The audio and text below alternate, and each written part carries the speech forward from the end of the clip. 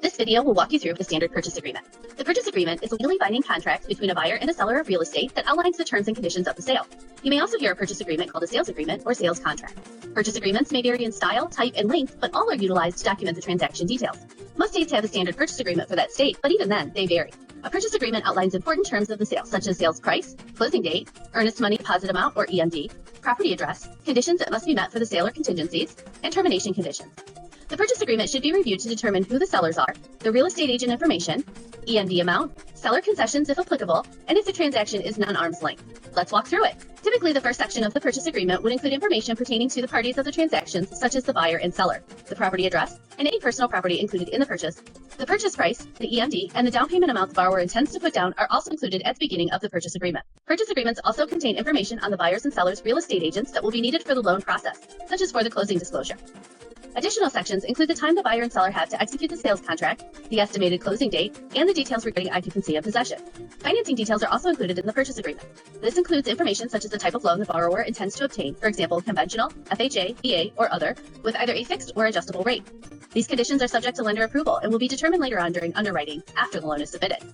The purchase agreement also includes what the closing costs, fees, and other charges of the transaction are. Costs paid by the seller or seller concessions and costs paid by the buyer are typically shown.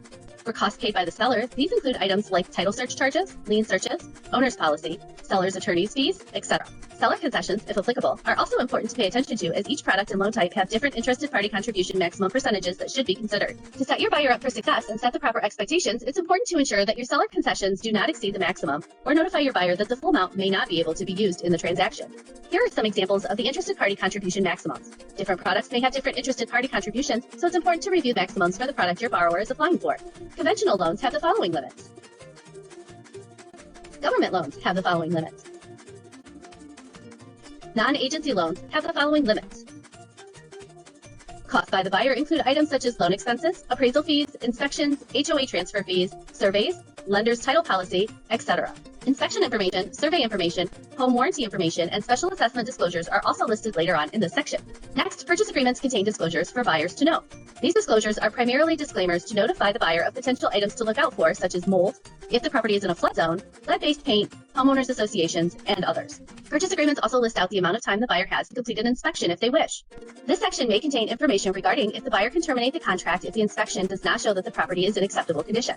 This is important as it may indicate that the buyer is able to get their EMD returned and cancel the contract. Other contingencies may also be listed in this section and throughout the purchase agreement. Addendums might also be provided with the purchase agreement, and those should be reviewed thoroughly for changes in the purchase price, seller concessions, as well as what disclosures were provided with the purchase agreement. The last pages of a purchase agreement contains additional terms, such as the terms the buyer and seller have agreed to, as well as any counteroffers. Also, if the purchase agreement has indication there is a counteroffer, such as this box being checked, there may be additional addendums or an update to the purchase price that will need to be considered. Although it may feel like purchase agreements contain legal disclaimers, reading the purchase agreement thoroughly helps ensure your borrower is informed and you are informed of the options your borrower has as they proceed through the exciting process of buying a new home. Thank you for joining us, and if you have any questions, please reach out to your account executive. Thanks for watching.